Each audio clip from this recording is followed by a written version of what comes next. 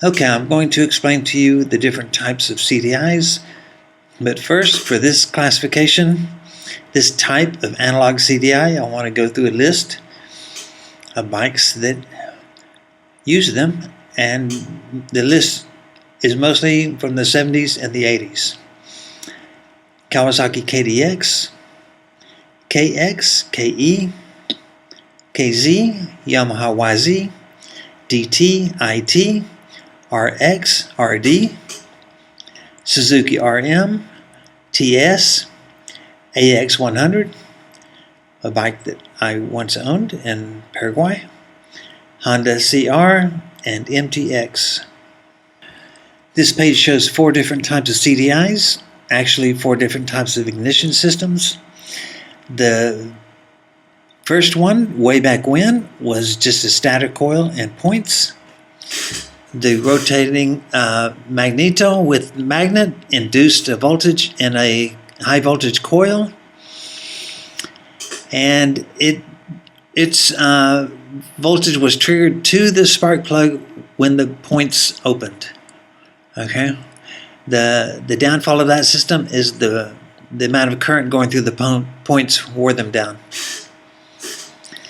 The second type after that was an analog CDI that was triggered by a pickup coil.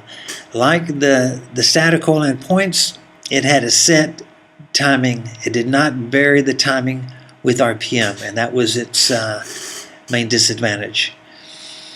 It used a static coil, and not to generate the very high voltage like this one does, but to generate a few hundred volts, and that is stored across this capacitor, and then is released to the high voltage coil when the pickup coil tells it to. And then it multiplies that voltage, which goes to the spark plug. The type after that is the analog CDI without the pickup coil. This schematic right here shows the diagram of the CDI for the KDX. And you can see right here a circuit of resistors and capacitors and a diode, and that causes the timing to adjust with RPM. This graphic right here displays that idea, and right here we have the RPM from 0 to maximum, and from 0 top dead center to before top dead center. This green graph is a Honda CR125, and this purple graph is a Honda CR250. This is my analog CDI, which I once sold only for the KDX, which I didn't realize that all these analog CDIs without the pickup coil are almost exactly the same. And you can see the different lines right here, and that represents the different timing according to the adjustment that you did to the CDI. It does not have a set timing curve like most CDIs do. And that's the beauty of it, and that you can adjust it for different bikes, because there's going to be a slight variation with magnet strength, the static coil they used, etc. But the variation is not huge. So that's number 3, the analog CDI with a pickup coil, and from there it evolved into the digital CDIs. They actually do have digital circuitries inside them, and they're able to step up to different timing according to what the RPM is. This is pre-programmed into the circuitry. It's not the result of a RC circuit. So those are the 4 main types, and this type was very popular in the 70s and the 80s, the early 80s. This is my backstory, how I got into knowing about CDIs. I owned a KDX 200 when I lived in Paraguay, and something came loose in the with the stator coil, or the stator coil plate, and it caused the CDI to go bad. down in South America, you repair things instead of just buying new things. So I was shown by a person how to dig into it, dig out the silicone, and replace the SCR and the main capacitor, which is the two items that are normally bad in a CDI. So I did that, got to working good, but then with all the circuitry exposed, I was able to make changes in the resistors and the capacitors to see what effect it had on the timing. And I made my own CDI tester, and I was able to vary the RPM and graph out the resultant timing for the CDI. I also replaced the stock pipe with a Pro Circuit pipe, and so the combination of the performance CDI and the pipe was able to let me do pretty well in motocross there. We had an enduro bike division, and this is me with second place on this occasion. So this is the old version of the CDI, and it only had two settings for the low RPM timing and two settings for the high RPM timing. The latest version has 4 settings for the low RPM and 6 settings for the high RPM.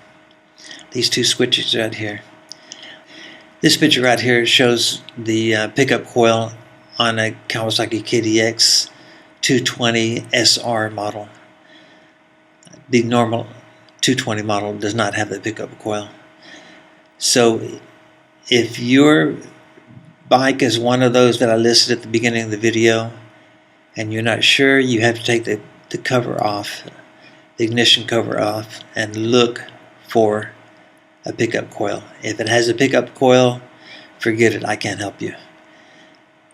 And that's how you tell. I also fitted the same CDI to a Suzuki AX100, which I owned in Paraguay. This is my Suzuki AX100, and I put the same type CDI in it and replaced its high voltage coil because it had a combination CDI and high voltage coil. Tore that out, put this in, put in a Honda CR coil, and it worked good. Allowed it to rev out a little bit better.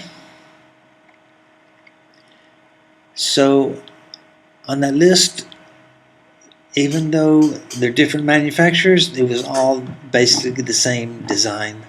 A little bit differences in the stator coil and the magnet strength.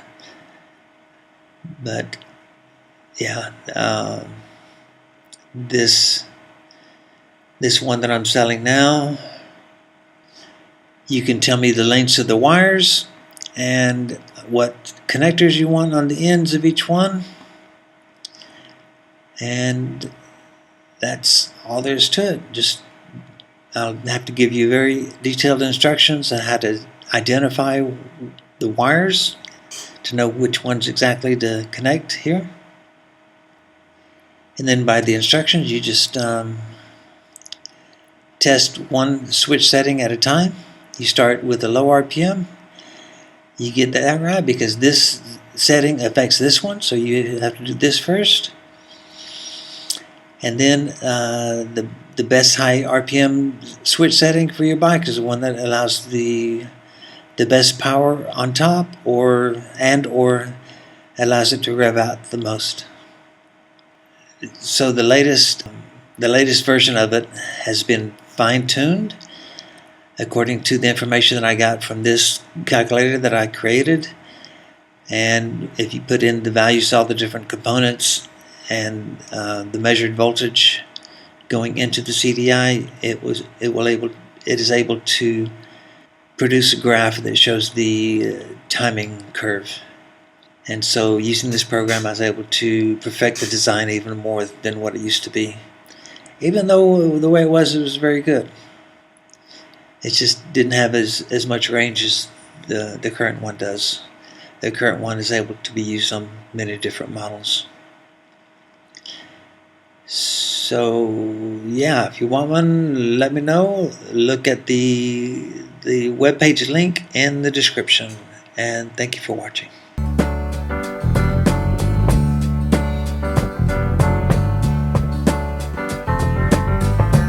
after midnight, we're gonna let it all hang